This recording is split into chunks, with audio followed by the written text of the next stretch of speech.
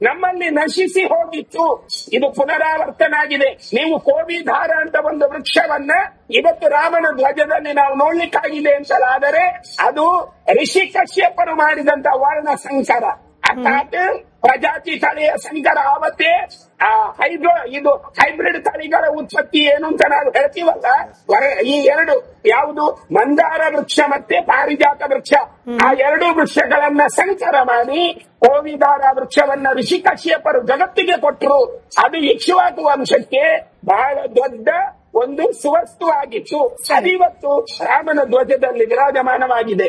ಹಾಗಾಗಿ ಇದನ್ನೆಲ್ಲ ನಾವುಗಳು ನೋಡಿದಾಗ ನಮ್ಗೆ ಇದು ಇತಿಹಾಸ ಅಂತ ಅನ್ನಲ್ಲ ಅಂತಂದ್ರೆ, ಇದನ್ನ ನಾವು ಪುರಾಣ ಅಂತ ಕೆದಕ್ತೀವಿ ಅಂತಂದ್ರೆ, ಪುರಾಣ ಪುಂಡರಗೋಷ್ಠಿ ಅಂತ ಹೇಳ್ತಾರೆ ಅಂತಂದ್ರೆ, ಬಸವಣ್ಣನ ವಚನವನ್ನ ಇವರು ಓದಬೇಕು. ಎಲ್ಲಿ ಹೇಳಿದ್ರು ಬಸವಣ್ಣ ಅದನ್ನು ಇವರು ಹೇಳಬೇಕು, ಯಾಕೆ ಹೇಳಿದ್ರು ಎನ್ನುವುದನ್ನು ಹೇಳಬೇಕು. ಸುಮ್ಮನೆ ಯಾರೋ ಒಬ್ರು ಹೇಳ್ತಾರೆ ಅಂತ ಎಲ್ಲೆಲ್ಲಿಗೆ ತಂದು ಅರ್ಧ ಓದಿ ಅದನ್ನ ವಿವರಿಸುವಾಗಲೇ ಇವರು ಅರ್ಧ ದಿಗಿಲು ಮಾಡಿಕೊಂಡು ವಿವರಿಸ್ತಾರೆ ಅಂತಂದ್ರೆ, ರಾಮನ ಅಸ್ತಿತ್ವದ ಬಗ್ಗೆ ಕೆಲ ಸಿದ್ಧಾಂತದವರಿಗೆ ಲೋಹಿತ್ ಅವರೇ ಈ ಅಪನಂಬಿಕೆಗಳು ಅನ್ನೋದು ಯಾವ ಕಾರಣಕ್ಕೆ ಬರಬೇಕು ಅಂತ ಹೇಳಿ ಹೇಳ್ತೇನೆ. ಗಿವ್ ಮಿ 1 or 2 minutes ಅಷ್ಟೇ. ನಾವು ಇಲ್ಲಿ ಬಂದಿರೋದು ರಾಮ ಮಂದಿರವನ್ನ ವಿರೋಧಿಸಲಿಕ್ಕೆ ಅಥವಾ ರಾಮನ ವಿರೋಧಿಸಲಿಕ್ಕೆ ಅಲ್ಲ. ರಾಮನ ಭಕ್ತಿ ಮಾಡುವಂತ ಈ ದೇಶದಲ್ಲಿ ಕೆಲವರು ಇದ್ದಾರೆ, ಅವ್ರು ಮಾಡ್ಕೊಳ್ಳಿ. ಒಂದು ಮತ್ತೆ ರಾಮ ಮಂದಿರವು ಸಹಿತ ಮಾತಾಡ್ತೀರಿ ಪ್ಲೀಸ್. ಯಾರದು ಸ್ವಾಮೀಜಿ? ಒಂದೇ ನಿಮಿಷ ಲೋಹಿತ್ ಅವರು. ರಾಮ ಮಂದಿರವು ಸಹಿತ ಈ ನೆಲದ ಕಾನೂನಿನ ಅಂಡರ್ ಅದು ಕನ್ಸ್ಟ್ರಕ್ಟ್ ಆಗಿರೋದು. ಆಗ್ಲಿ, ತೊಂದರೆ ಇಲ್ಲ.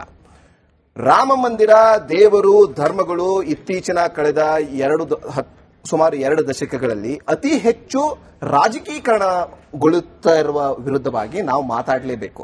ಯಾಕೆಂದ್ರೆ ರಾಮ ಹೇಳೋದು ಒಂದು ಈ ಜನರ ಭಕ್ತಿ, ಧರ್ಮ ಹೇಳೋದು ಈ ಜನರ ಭಕ್ತಿ. ನಾನು ಏನ್ ವಿರೋಧಿಸ್ತಾ ಇದ್ದೀನೋ ಇದು ನಾನು ವಿರೋಧಿಸ್ತಾ ಇಲ್ಲ. ಈ ರಾಜಕೀಕರಣಗೊಳಿಸೋದ್ರ ಬಗ್ಗೆ ನಾನು ವಿರೋಧಿಸ್ತಾ ಇಲ್ಲ. ಈ ನೆಲದ ಶಂಕರಾಚಾರ್ಯರು ಕಟ್ಟಿರುವಂತ 4 ಮಠಗಳ ಪೀಠಗಳಿದ್ದಾವೆ, ಅವರೆಲ್ಲರೂ ಸಹಿತ ಈ ರಾಜಕೀಕರಣಗೊಳಿಸೋದನ್ನ ವಿರೋಧಿಸಿದ್ದಾರೆ. ಅವಿಮುಕ್ತೇಶ್ವರ ಆನಂದ ಏನಿದ್ದಾರೆ ಅವರು ಕೇಳಬೇಕು. ಸ್ವಾಮೀಜಿ ನಿಮ್ಮ ಕೈ ಮುಗಿದ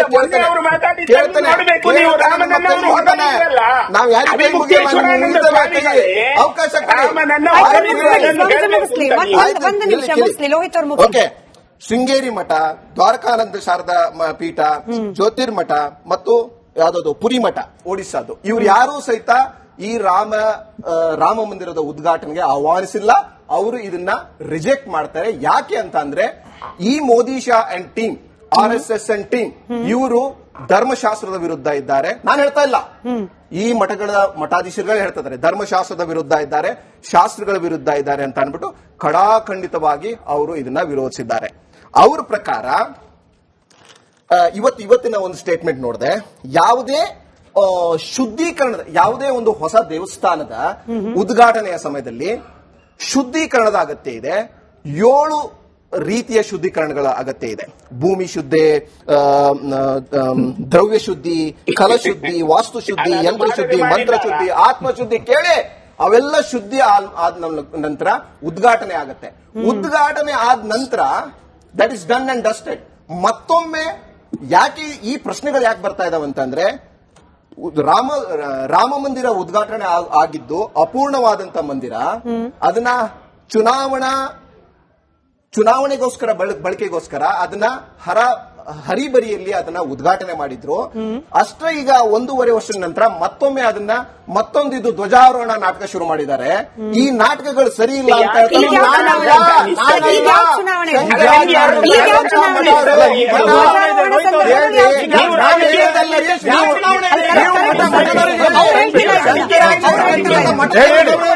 ಕೊಡಬೇಡಿ ನೀವು.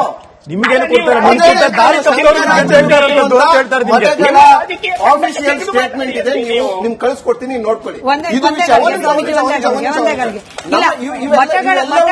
ಒಂದ್ ನಿಮಿಷ ಇವೆಲ್ಲಕ್ಕಿಂತ ನೀವು ಒಂದ್ ಮಾತು ಕೇಳಿದ್ರಿ, ಯಾಕೆ ನಿಮ್ಗೆ ಇದನ್ನ ಒಪ್ತಾ ಇಲ್ಲ ಅಂತ ನೋಡಿ. ಅಲ್ಲಿಗೆ ಹೋಗೋಕೆ ಸಂದೇಹಕ್ಕೆ ಉತ್ತರ ಕೊಟ್ಬಿಡಿ sir. Let's not jump, 1 by 1 ಮಾತಾಡ್ತಾ ಹೋಗೋಣ.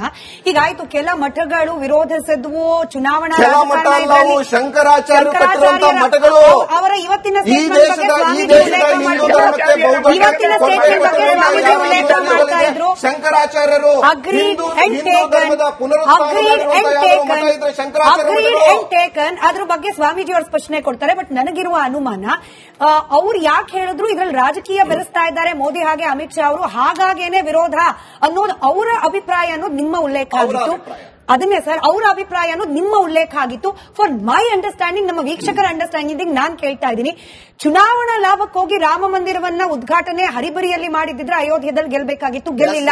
ಬಿಜೆಪಿ ಅವರಿಗೆ ಉತ್ತರ ಸಿಕ್ತು. ಸೆಕೆಂಡ್ ಪಾಯಿಂಟ್, ಧ್ವಜಾರೋಹಣವನ್ನ ಕೂಡ ಈಗ ತರಾತುರಿಯಲ್ಲಿ ಮಾಡ್ತಿದ್ದಾರೆ ಅಂತಂದ್ರೆ, ಬಿಹಾರದಲ್ಲಿ ಚುನಾವಣೆ ಮುಗಿದಿದೆ, ಪಶ್ಚಿಮ ಬಂಗಾಳದಲ್ಲಿ ಇನ್ನೂ ದೂರ ಇದೆ, ತಮಿಳುನಾಡು ದೂರ ಇದೆ. ಈಗ ಯಾವ ಚುನಾವಣೆಯ ಲಾಭ ಇಟ್ಕೊಂಡು ಹರಿಬರಿಯಲ್ಲಿ ಧ್ವಜಾರೋಹಣ ಮಾಡ್ತಾರೆ? ಹರಿಬರಿಯ ಧ್ವಜಾರೋಹಣ ಮಾಡಲಿಲ್ಲ. ನೀವೇ ಹೇಳಿದ್ರಿ ಸರ್,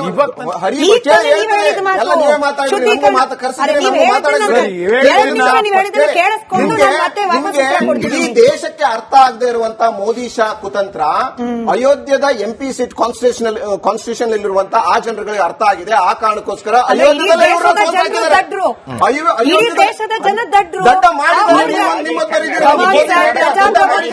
ಪ್ರಜಾಪ್ರಭುತ್ವ ವ್ಯವಸ್ಥೆಯಲ್ಲಿ ಮತದಾರರಿಗೆ ಮಾಡ್ತಿರುವ ಅವಮಾನ ಇದು ಅಂತ ಹೇಳಿ ನಾನು ಯಾಕೆ ಕನ್ಸಿಡರ್ ಮಾಡಬಾರದು ಸರ್?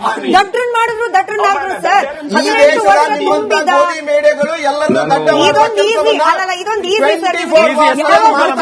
ಐಮ್ ಸಾರಿ, ನನಗೇನು ಇದರಿಂದ ಪ್ರಿಕ್ಕು ಆಗಲ್ಲ, ನನ್ ಟ್ರಿಗ್ಗೂ ಆಗಲ್ಲ. ಯಾವಾಗ ಉತ್ತರ ಕೊಡಲಿಕ್ಕೆ ಸಾಧ್ಯ ಆಗೋದಿಲ್ಲ, ಮೋದಿ ಮೀಡಿಯಾ ಅಂದ್ಬಿಡೋದು. ನಾನ್ ಕೇಳಿದ ಸಿಂಪಲ್ ಪ್ರಶ್ನೆ ಸರ್, ಇಡೀ ದೇಶದ ಮತದಾರರು ದಡ್ರು ಅಂತ ನೀವು ಹೆಂಗ್ ಕನ್ಸಿಡರ್ ಮಾಡ್ತೀರಿ? ಕರ್ನಾಟಕದ ಜನ 35% ಮತ ಅಷ್ಟೇ, ಕರ್ನಾಟಕದ ಜನ ಲೋಹಿತ್ ಅವರೇ, ಕರ್ನಾಟಕದ ಜನ ಅಸೆಂಬ್ಲಿ ಚುನಾವಣೆಯಲ್ಲಿ ಕಾಂಗ್ರೆಸ್ ಅನ್ನ ಆಯ್ಕೆ ಮಾಡಿ ಎಂಪಿ ಚುನಾವಣೆಯಲ್ಲಿ ಮೋದಿ ಸರ್ಕಾರ ಕೋಟ್ ಕೊಟ್ಟಿದ್ದಾರೆ. ಇದನ್ನ ದಡ್ರು ಅಂತ ನೀವು ಕರಿತೀರಿ ಅಂದ್ರೆ ಚುನಾವಣೆಗೆ ಬಿಜೆಪಿ ಪದೇ ಪದೇ ರಾಮ ಮಂದಿರವನ್ನ ಬಳಕೆ ಮಾಡ್ಕೊಳ್ತಾ ಬಂದಿದೆ. ಈಗಲೂ ಕೂಡ ಅಂಥದ್ದೇ ಒಂದು ಪ್ರಯತ್ನ. ಈ ಆರೋಪ ಹೊಸದು ಅಲ್ಲ, ನಿಲ್ಲೋದು ಇಲ್ಲ. ಯದುಕುಮಾರ್ ಅವರೇ, ರಾಮ ಮಂದಿರದ ಪ್ರಶ್ನೆ ಇವತ್ತೊಂದಲ್ವಲ್ಲ ಮೇಡಮ್, ಅದು 500 ವರ್ಷಗಳ ಇತಿಹಾಸ ಐತೆ. ಅದಲ್ಲಿ ಇತಿಹಾಸವಿದ್ದಾಗ ಇತಿಹಾಸದಲ್ಲಿ ಸಾವಿರಾರು ಜನ ಹತರಾಗಿದ್ದಾರೆ, ಸಾವಿರಾರು ಜನ ಪ್ರಾಣ ಕೊಟ್ಟಿದ್ದಾರೆ. ಇವತ್ತು ಅದನ್ನ ಸ್ಮರಿಸುವಂತ ದಿನ. ಇವತ್ತು ರಾಮ ಮಂದಿರ ಪೂರ್ಣ ಆಗಿದೆ. ಹಿಂದೂಗಳ ಒಂದು ದೊಡ್ಡ ಒಂದು ಇದು ಏನಂತ ಕನಸಾಗಿದೆ, ಅದು ನನ್ಸಾಗಿರುವಂತದ್ದು. ಆ ನನ್ಸಾಗಿರೋ ಟೈಮ್ ನಲ್ಲಿ ಈ ತರ ಒಂದು ಆತ್ಮಗಳು ಆರ್ತನಾದ ಅದು ಸಹಜ ಆಗಿರುವಂತದ್ದೇ. ಯಾಕಂದ್ರೆ ಈ ಆರ್ತನಾದಗಳು ಅವತ್ತಿಂದನೂ ಇತ್ತು, ಇದು ಮುಂದುವರಿತಾನೆ ಇರುತ್ತೆ. ಇದಕ್ಕೆಲ್ಲ ಅದಕ್ಕೆ ಹೇಳೋದು ಬರೀ ರಾಮ ಹೆಸರಲ್ಲ, ರಾಮ ಈ ದೇಶದ ಪ್ರಾಣ, ರಾಮ ಈ ದೇಶದ ಅಸ್ಮಿತೆ. ಅದಕ್ಕೋಸ್ಕರ ರಾಮರಾಜ್ಯ ಅಂತ ಕರೆಯುವಂತದ್ದು. ಒಬ್ಬ ವ್ಯಕ್ತಿ ಪರಿಪೂರ್ಣತೆಯಾಗಿ, ಅದು ಭ್ರಾತೃತ್ವ ಆಗ್ಬೋದು, ಪಿತೃತ್ವ ಆಗ್ಬೋದು, ತನ್ನ ಮಡಲಿಗಾಗ್ಬೋದು, ತನ್ನ ದೇಶಕ್ಕೆ, ತನ್ನ ಮಾತೃಭೂಮಿಗೆ ಏನನ್ನು ಕೊಡಬಹುದು ಅನ್ನೋದನ್ನ ಆದರ್ಶ ಪುರುಷ ಅಂತ ಕರೆಯೋದೇ ರಾಮನಿಗೋಸ್ಕರ ಅಂತ. ಅದನ್ನೇ ಅವರು ಇವಾಗ್ಲೂ ಪ್ರಶ್ನೆ ಮಾಡ್ತಾ ಇದ್ದಾರೆ. ಅಂದ್ರೆ ಯಾಕಂದ್ರೆ ಅವ್ರಿಗೆ 27-28 ಜನ ಏನಂತಾರೆ ಪ್ರಭಾವಿತ ಲಾಯರ್ಗಳು ಕೂಡ ಕಾಲ್ಪನಿಕ ಅಂತ ಪ್ರಶ್ನೆ ಮಾಡಿದವ್ರಿಗೆ ಅದು ಕಾನೂನು ಸಂವಿಧಾನ ಪರವಾಗಿ ಈ ಯುಗದಲ್ಲಿ ಉತ್ತರ ಕೊಟ್ಟಿದ್ದು ಕೂಡ ಜನ್ಮಸ್ಥಾನ ಯಾವುದು ಅಂತ ಇನ್ನ ಅವ್ರಿಗೆ ಅರಿವಿಲ್ಲ ಅಂತಂದ್ರೆ ಇನ್ನೇನ್ ಹೇಳಕ್ಕಾಗತ್ತೆ ಮೇಡಮ್? ಇದು ಆರ್ತನಾದ. ಈ ಆರ್ತನಾದ ಮುಂದುವರಿತಾನೆ ಇರುತ್ತೆ. ಆದ್ರೆ